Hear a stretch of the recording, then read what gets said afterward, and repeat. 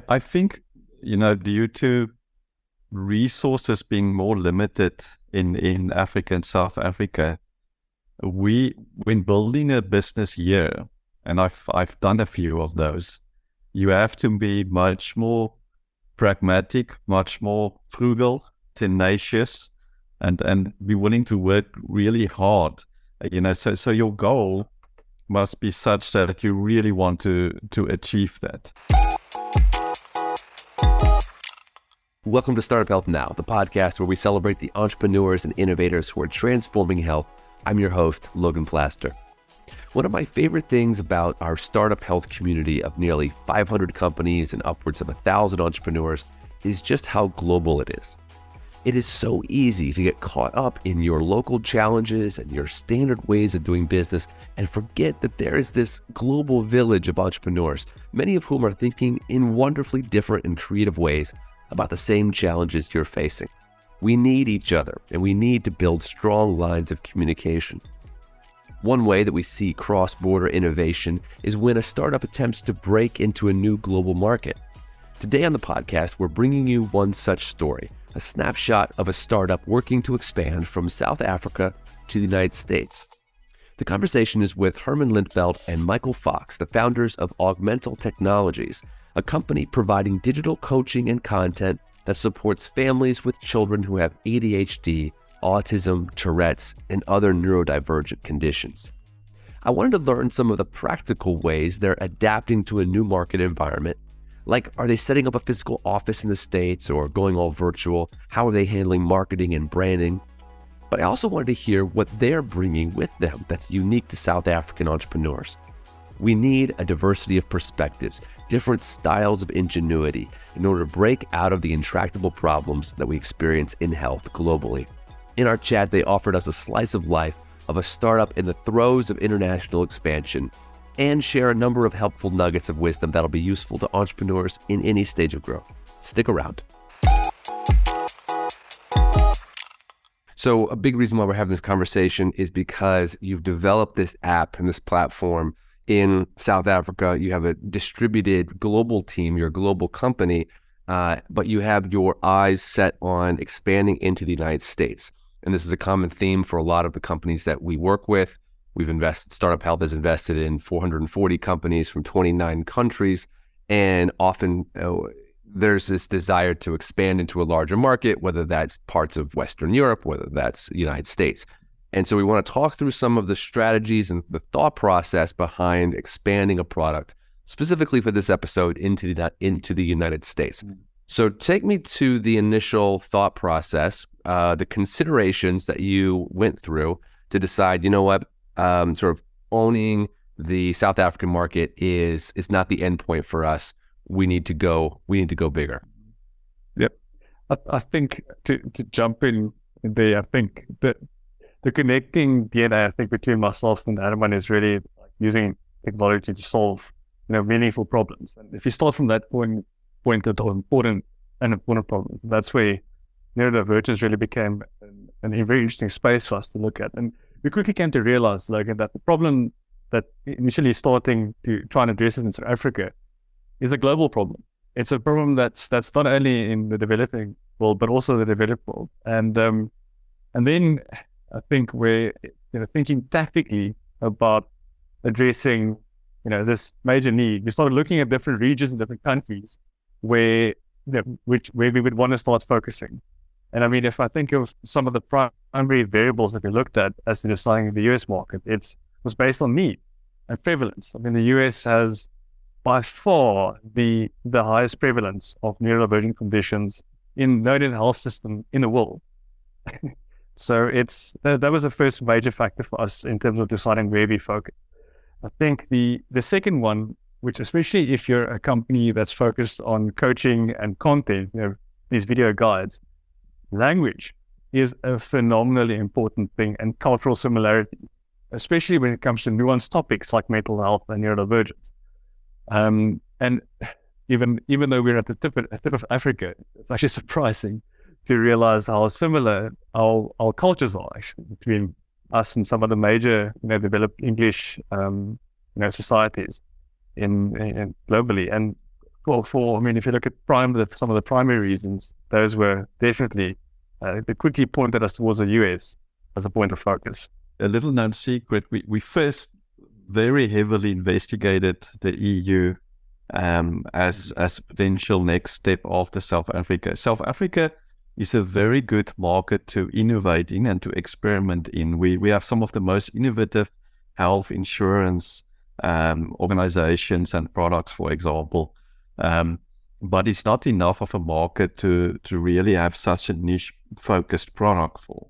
So that's why we realized we need to go global. We looked at the EU and like Michael mentioned, language, and the prevalence. Just after some experiments there, we just realized no, the US makes a lot more sense from that point of view. Can you give me an example of what you mean by a really innovative insurance company in South Africa? Well, one of the known ones is a company called Discovery. Our health insurance is called medical aid here. It's medical aid funds. It works a bit differently, but I have like a loyalty, a reward system that was world leading and is currently marketed in a global company called Vitality in the US, more as underneath benefit organizations and employers. And that's really like world leading product that they have there that was developed here. So that's one example. Got it. All right, let's get tactical. I want other folks who are listening to this who are maybe in a similar position but earlier in their journey or who are thinking about expansion to get some sort of pearls of wisdom here. So how did you go about just sort of taking your first steps towards expanding into the US? Ways in which you gathered data, ways in which you sort of tested markets, et cetera. Yeah, what's interesting is we very quickly realized, well, I think there are two parts to it. On the first hand, even when we initially launched our MVP product, we started seeing quite a base of parents from the US finding us and actually starting to engage with our product. Actually quite disproportionately to where we were focusing our actual, marketing effort. Yeah. So that was the first sort of pointer, and how we initially went about it, especially pre-MVP phase, was really to try and partner with clinicians at that point in time. This is like many years ago, actually, if you think about it now. We started running small pilots with clinicians where those clinicians typically had a client base of families of and parents in particular of neurodivergent children, and we started working with them to see, okay, well, how applicable is this in your space from both the clinical lens, but also getting direct feedback with a few handfuls of their client base.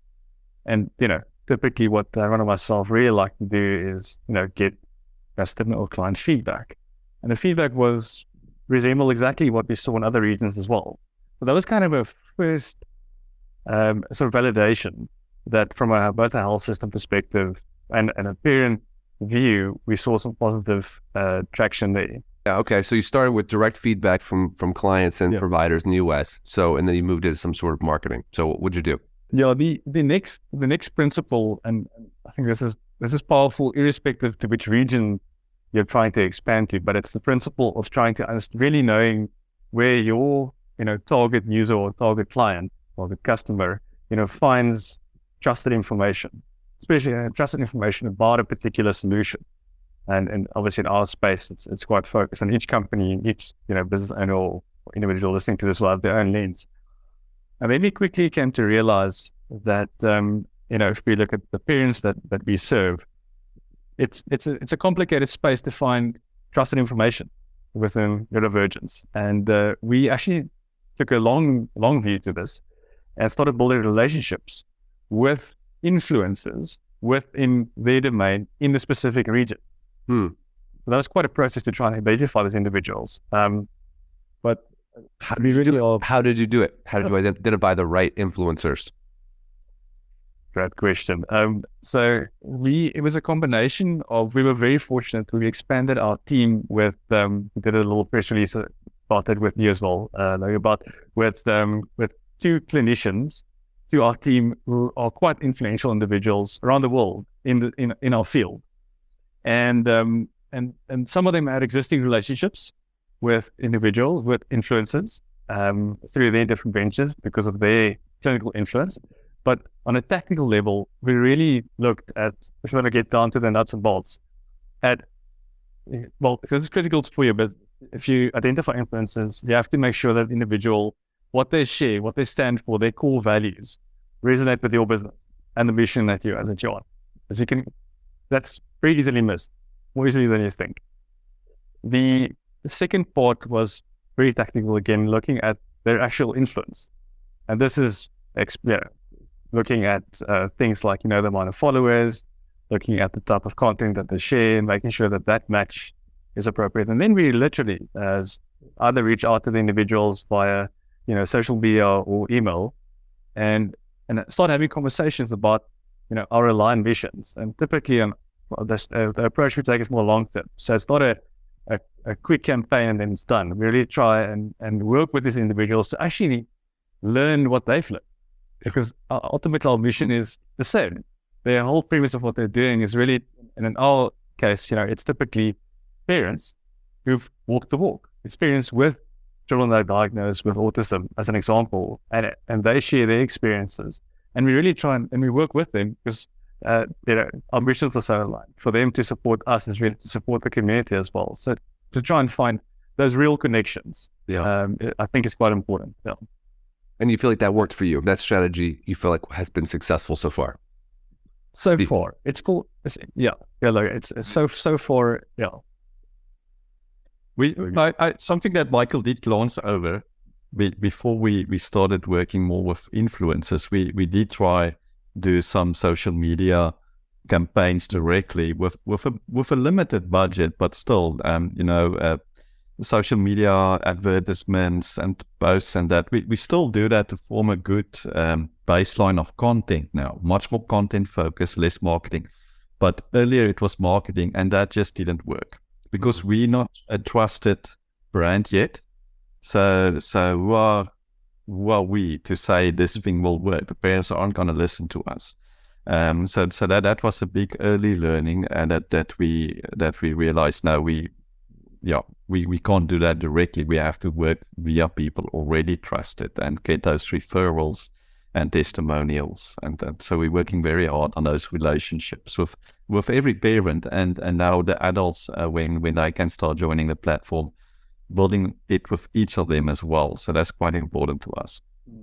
Got it. So a very strong organic approach. Every time you get a family, a user, they're basically like a node that becomes the best type of word of mouth advertising, I'm guessing. And they've got their community, their people, and if you can get that node to turn into a community, then it's spreading like wildfire. So we've talked about direct feedback from clients and providers, influencers, content marketing. Any other major steps that you've taken thinking about this expansion? Well, maybe an admin step we did incorporate in the US. So we have a USA company. It just makes the paperwork and contracts, those things much easier. So that's a boring little detail. Well, yes, boring, but I mean, this is a podcast for entrepreneurs and startups, and those are the kinds of things that they think about. Was that challenging? Any words of advice about how to make that go smoothly? Well, it was actually quite easy. I'm not sure how many names of other platforms we can name, but you can cut it out if we're not allowed to. But we worked via Stripe Atlas, and they make it quite easy to incorporate, set up bank account, ensure all the shareholding documents and those things are correct. So it was actually quite an easy process and not expensive. So to get that first version of your company out was quite seamless. And very fast, and then obviously as you grow, you can start pulling in whatever other services and lawyers you need. What's your philosophy on having boots on the ground, having people in the United States, or how often you should travel, and be there in the market yourself? Well, I think there's at least 2 big conferences HLTH and Vibe that you must have boots on the ground. That's right. I think from what we've been doing on the B2C side, that's easier to do remotely. Yes, it's challenging and we're still figuring things out, but we're getting there. But we are at some point going to shift gear to the B2B side, building relationships with employers and later on health insurers. And for that, I believe we need boots on the ground. We need people to build it ourselves, actually do that relationship building, that business development in the US on the ground. So I think then that becomes very important for us. How often do the two of you make the trip? I know it's not an insignificant, bit of travel. Well, we do both have USA business visas, but due to COVID, we have not made this trip for Augmental yet. Actually, we've been managing everything remotely, but we're planning now quite a bit of a trip in March. There you go. Well, that's an encouragement to a company that wants to expand into a new region, and the power of virtual business and remote work, that you can begin that process before you even come. Talk to me about kind of milestones. Have you had moments that you felt like were real breakthrough moments in this expansion process, or is there a moment that you're looking forward to this year? Well, I think a recent breakthrough moment, speaking to what Michael mentioned, the influencers. We had one influencer do a video with where we were promoted, but was not the main aim, wasn't to market. And we had 400 signups due to that within 24 hours. Wow. To give you an idea, that's about a quarter of our new user base now. Wow. So that was a wow moment to really see the power of getting the right people to buy into what we're trying to do and how we're doing it, because they need to buy, and they're not going to just tell the world about something they don't believe in. So that was quite well. And in general, the last few months, I think we are really overawed or amazed by the people we meet on this journey and the passion for the space. So that's very special to us. This year, what really excites us is the growth opportunities. We feel we're now in a good position. We're growing the user base. We're starting to see that early growth in revenue because we've just released in December our first premium functionality, subscription based. So we're starting to see that early tweaking, and we're building up to a bigger fundraise later this year. So it's going to be an exciting growth year, I think. That's awesome. Something we talk a lot about at Startup Health are the mindsets of a health moonshot company as compared to a transactional a startup that is really just sort of thinking quarter by quarter. How do we maximize revenue, profits, shareholder value? Really thinking about these audacious goals of bringing better care to children globally, these massive global health goals. And one of the principles we always talk about is collaboration and just the need for, multiple companies to be rowing in the same direction. It's not all adversarial and competitive. The goal is these kids, right? The goal isn't just one company. So I'm curious how that plays into what you're doing, because there's a lot of organizations, a lot of startups, a lot of companies thinking about children with autism and children with neurodivergent conditions. So how does the sense of collaboration play into your move into a new market? Yeah, I think it's central, absolutely central to moving into not only to another market, but also to achieving the moonshots, as you mentioned there, Logan. I think actually to your previous question, one of the big milestones, not milestones, but like wow moments to me was when you start working with these organizations and people, exactly to that collaboration side, and these organizations or individuals, are so well aligned. We see the same mission. And it's pivotal to what we do and how we approach that. I think it's very what's we've been working well for us is taking a step back always and looking at your different partners to be like, okay, what are our core strengths and what are yours? And how can we combine which we're both about? And sometimes what's interesting, a lot of conversation we've been in, what's on their website isn't what the founders would say as their core strengths. So it's an interesting few process or experience that we've been through. But when the right collaboration happens, I think it's magic. Yeah. Is there anything unique about the South African sensibility that you think you're bringing to the U.S. market? I really believe in this cross-border sharing of not just knowledge, but of culture, and just seeing, you know what, we could think about this a different way. Let's expand our minds and think globally. So what are you bringing to the U.S. culturally with this product? Herman? That's an interesting question. I think, due to resources being more limited in Africa and South Africa, when building a business here, and I've done a few of those, you have to be much more pragmatic, much more frugal, tenacious, and be willing to work really hard. So your goal must be such that you really want to achieve that. And I think we're bringing a bit of that over, in that it isn't an easy time for funding.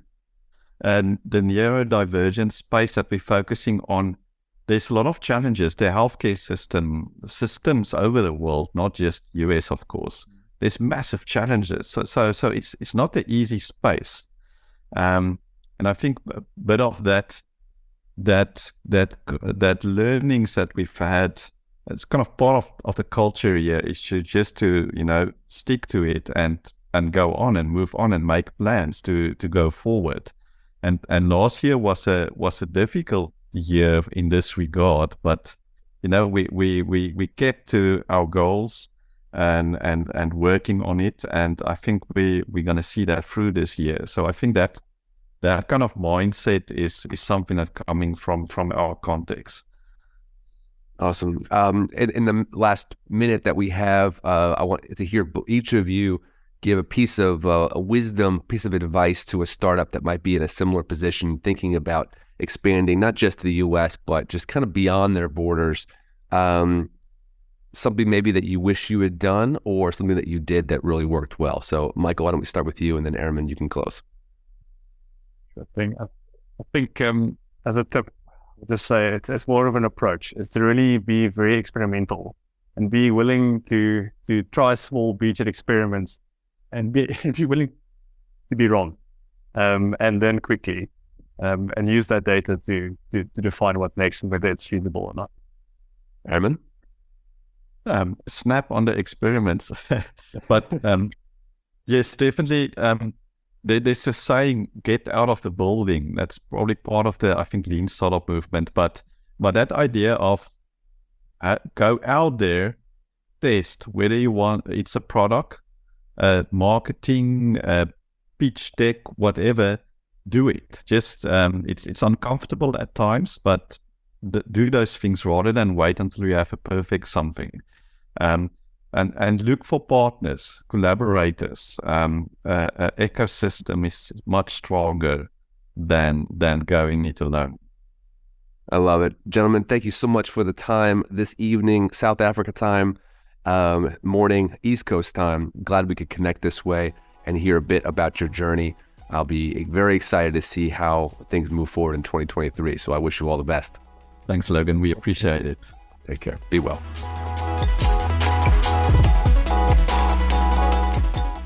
Thanks for listening to Startup Health Now. Startup Health invests in health transformers around the world who are dedicated to achieving audacious health moonshots. If you want to learn how you can join this community of entrepreneurs, or if you want to connect with one of our 450 companies, go to startuphealth.com. If you'd like to learn how you can invest in our Health Moonshot Impact Fund, go to healthmoonshots.com. Thanks for listening to Startup Health Now. We'll be back again with another episode next week.